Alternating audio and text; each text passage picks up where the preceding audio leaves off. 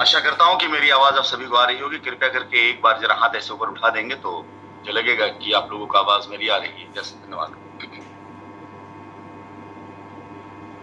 इस मीटिंग में आज जो महत्वपूर्ण पॉइंट्स हैं, Recording in progress. वो मुद्दों को पहले मैं बताना चाहूंगा।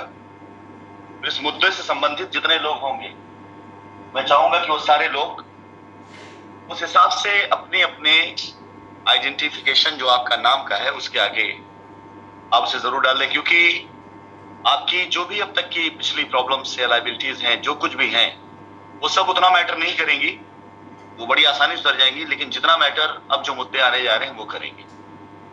और कंपनी का मुखिया होने के नाते मेरा फर्ज है कि मैं सबसे पहले आप लोगों के सामने इस मुद्दे को रखूं, क्योंकि कंपनी का पहले दिन से लेकर आज तक हमेशा एक उद्देश्य रहा है कि हमारे कस्टमर्स और कस्टमर्स की लायबिलिटी वो हमारी जिम्मेदारी है और उसे हम खत्म करें, जितने भी कस्टमर्स की लायबिलिटीज खत्म किया जाए। लेकिन जैसा कि हमें आभास हो रहा है कि आगामी चंद दिनों के बाद जो माहौल बनने जा रहा है, क्योंकि आप किसी भी चीज को झूठ के आडंबर से कुछ समय तक ढक सकते हैं, सच्चाई एक दिन सामने आएगी। और इससे बढ़कर सच्चाई क्या होगी कि पूरी तरीके से कंपनी की जांच कर लेने के बाद क्या लिया है कंपनी ने, क्या दिया है कंपनी ने, इसका बकाया है, इस पर बकाया है, वो हमारे और आपके अलावा या अफवाह उड़ाने के अलावा वो भारत की जांच एजेंसियां कर रही हैं, जिनसे बड़ी जांच एजेंसी हिंदुस्तान में दूसरी कोई और नहीं है। अब इसके आगे कुछ नहीं बचता है। जो एजेंसियां जांच कर रही हैं, इससे आगे कोई एजेंसी भी बचती नहीं है। अगर वो निकालकर कोई ब्यौरा आपको दें या हमें दें, तो उस ब्यौरे पर प्रश्न चिन्ह लगाना, अगर वो सबूत के साथ में है, प्रश्न चिन्ह लगाना वो फिर बेवकूफी होगी। अब 60,000 करोड़ अगर 59,000 होता, 57,000 होता, 50,000 होता, 40,000 भी होता, 30,000 भी होता, तो भी एक बार समझ में आने वाली बात होती कि साहब चलो कुछ ना कुछ तो आदमी फिगर डाटा में गलती हो जाती। तब किसी परीक्षा का पासिंग मार्क 60 है और उस 60 में आपके पास 30 आ जाए तो भी आप पास होते हैं, 20 आ जाए तो भी आप पास होते हैं।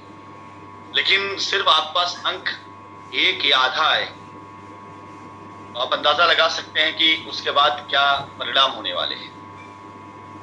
फिलहाल आज जो जांच एजेंसियां डेटा निकाल करके दे रही हैं, जो माननीय न्यायालय के समक्ष प्रस्तुत की जाएंगी, जिन पर आने वाले समय में लायबिलिटी उतारने की दशा और दिशा निर्धारित की जाएगी, वो सारे डेटा मुझे आज ही नहीं तकरीबन 3 साल पहले से मुझे पता। आगे मीटिंग में बताऊंगा कि मैंने एक बार नहीं कई बार संकेत दिए थे इन बातों का कि आप सब अपना समय बर्बाद कर रहे हैं, आप मुझसे गलत लड़ रहे हैं। लड़ना अगर है आपको तो आप उन सभी प्रेसिडेंट, उन एसोसिएट से लड़िए जिन्होंने आपको पैसे का निवेश कराया है, और कंपनी सारी लायबिलिटी खत्म कर सकती है, क्योंकि हमने पैसे का निवेश जमीनों पे किया। बहुत कुछ हमने आप लोगों से कहा था, खैर आज वो कहने का वक्त नहीं। लेकिन अब मैंने भी अपने माइंडसेट को पूरी तरीके से ये बना लिया है कि अब सबसे पहले सच्चाई पहले सामने आ जाए। पहले ये मेरी जिद नहीं थी, पहले ये मेरा एक उद्देश्य था कि किसी भी तरीके से कंपनी की सारी लायबिलिटी उतारने का प्रयत्न किया जाए। जो हमारे एसोसिएट हैं, जो हमारे कस्टमर्स हैं, जो हमारे लोग हैं, उस हमारे परिवार के हिस्सा हैं, इनके साथ कहीं कोई गलत ना करने पाए। थोड़ा बहुत अगर कहीं कोई गलती कर भी रहा है तो उसकी गलती को माफ करके मैं आगे बढ़ूं और आगे बढ़कर बड़ा होने का। लेकिन अब जब लोगों ने किसी लायक नहीं छोड़ा, किसी हाल पे नहीं छोड़ा और लाकर खड़ा ही कर दिया, ये साबित करने के लिए कि नहीं हिंदुस्तान का सबसे बड़ा क्या क्या आरोप दिया है, ऐसे ऐसे आरोप लगाए हैं जो मुझे खुद बड़ा मतलब आश्चर्य होता है इस बात का कि कैसे कोई भी व्यक्ति किसी एक व्यक्ति के ऊपर इतने बड़े आरोप या इतने बड़े लांछन को सुन सकता है जो सिरे से हो ही नहीं। और आपकी जो असली परेशानी और आपकी असली लड़ाई थी वो थी आपकी लायबिलिटी। वो छोड़कर बाकी सारी चीजों पे लोग बात करने लगे। लोग बात करने लगे कि मेहुल चौकसी के साथ पार्टनरशिप कदापि नहीं हो सकती। लेकिन एक सवाल कि अगर ऐसा होता भी क्या उससे आपकी लायबिलिटी खत्म हो रही? आपकी लायबिलिटी का रास्ता निकलना चाहिए। साउथ अफ्रीका में हजारों करोड़ का इन्वेस्टमेंट कहीं नहीं पाया गया। 1000 करोड़ दूर की बात है, 1000 रुपए का इन्वेस्टमेंट नहीं पाया गया। लेकिन अगर बाय द वे लीगली कोई ऐसा इन्वेस्टमेंट होता तो क्या उससे आपकी लायबिलिटी दूर हो रही? बिल्कुल नहीं। अब इस को घुमा टहला करके आज जहां ला दिया गया है पूरे मामले को, जिसकी मैं मीटिंग आपसे कर रहा हूं, कि अब जांच एजेंसियां अगर जांच में निकाल के लाके देती हैं कि कंपनी के ऊपर 10 करोड़ की लायबिलिटी है तो भी, 50 करोड़ की लायबिलिटी है तो भी, 100 करोड़ की लायबिलिटी है तो भी, 500 करोड़ की लायबिलिटी है तो भी, 1000 की लायबिलिटी है तो भी, हम सक्षम हैं मात्र 3 से 6 महीने के अंदर कोई लायबिलिटी उतारने। हमें डेटा मिले तो सही, हमारे सामने डेटा है तो सही। सवाल ये होता है कि डेटा तो हमारे पास भी होगा, तो हमारे पास डेटा है, था, हर तरह का डेटा था, मैनिपुलेटेड डेटा भी था, आपसे जिन लोगों में बेईमानी की वो भी डेटा था। हम पिछले 3 साल से उसकी भी लायबिलिटी उतार रहे थे बगैर कोई सवाल किए। लेकिन जब अब मामला न्यायालय में डाल दिया गया है, न्यायपालिका में डाल दिया गया है, बैंक अकाउंट ऑपरेट नहीं कर सकते, जमीन की रजिस्ट्री करा नहीं सकते हैं, तो जब ये सारे कार्य जिससे लायबिलिटी उतर सकती थी वो सारे कार्य रोक दिए गए, तो हम क्यों प्रयास करें इस बात को लेकर के न्यायालय के बाहर, जब न्यायालय को ही नहीं ये चीज मंजूर है कि जब तक न्यायपालिका में मामला है तब तक कोई कार्य ना किया जाए, तो फिर हम भी जाहिर स्वतंत्र है इस बात को लेकर। लेकिन अब मुझे लगता है हम सबके प्रयासों से वो दिन दूर नहीं है जब न्यायपालिका लायबिलिटी को फिक्स करेगी और जांच एजेंसीज लायबिलिटीज को सबमिट करेगी। तो उस समय मैं कानूनी तौर से आपको बता देना चाहूं, जब तक कंपनी पूरी तरीके से लायबिलिटी को जो न्यायपालिका निर्धारित कर देगी खत्म नहीं कर देती है, तब तक ऐसा संभव है और प्रतीत होता है। और इसके लिए हम भी न्यायपालिका से गुहार लगाएंगे कि न्यायपालिका का कोई भी एक मॉनिटर वो कंपनी के ऊपर बैठे और देखे कंपनी अपने कस्टमर्स की लायबिलिटी उतार रही है, वो इसको मॉनिटर करे, सही उतार रही है कि नहीं उतार रही, वो इसे भी मॉनिटर। उस समय एक भी कस्टमर या एक एसोसिएट ऐसा नहीं होगा जिसका ट्रांजैक्शन कंपनी में दिख गया, मिल गया, आ गया और बकाया है जो बचा रहेगा।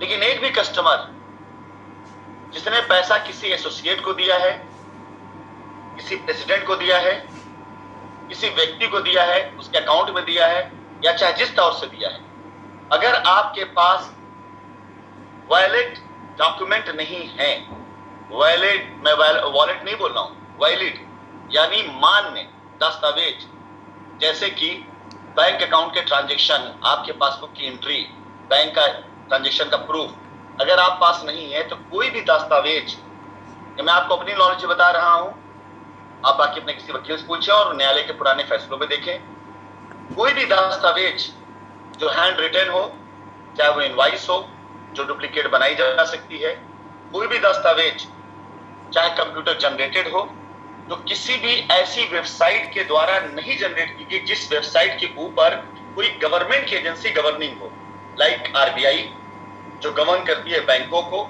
इसलिए बैंक के दस्तावेज मान्य होते हैं, like IRDA, like SEBI, like try, इस तरह की जो अथॉरिटीज जिन कंपनियों को मॉनिटर करती हैं, उन कंपनियों के जो डिजिटल डॉक्यूमेंट्स हैं वो मान्य होते हैं, वैलिड होते हैं, लाइक आईआरसीटीसी जैसे आप रेलवे का वो करते हैं।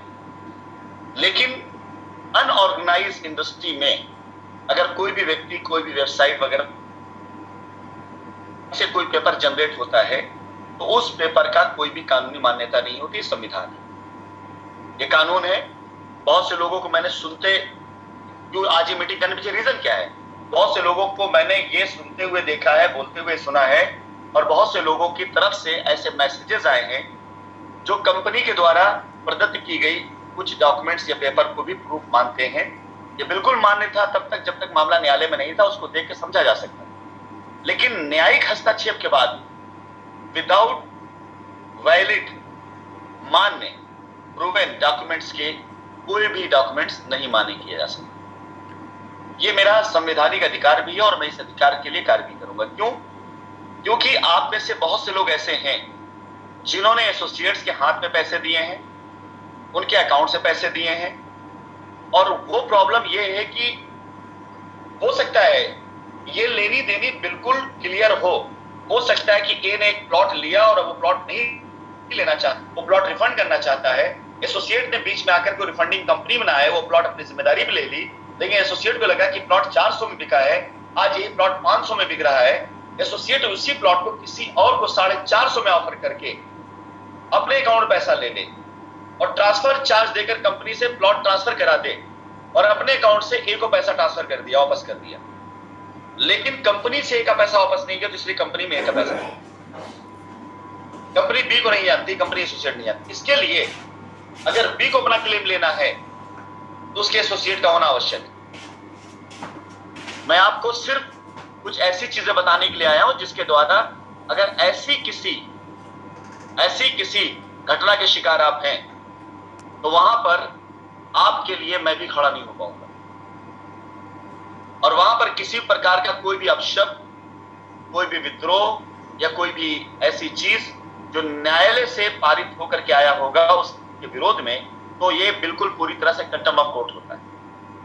मैं अपने न्यायिक अधिकार को जानता हूं अच्छे से, और मैं इसलिए आज ये बातें कर रहा हूं ताकि आप हमारे कस्टमर एसोसिएट हैं, भविष्य में ये कहने को ना हो कि मैंने यानी कंपनी ने आपको इस बारे में चेताया नहीं था, क्योंकि आपको बहुत उठाई गिरे किस्म के वकील मिलेंगे जो आपको बड़े बड़े ख्वाब दिखा देंगे, ऐसे ख्वाब दिखा देंगे लगेगा कि उन्होंने अमेरिका के प्रेसिडेंट तक का इलेक्शन लड़ा, वो क्या मुकदमा लड़ा होगा।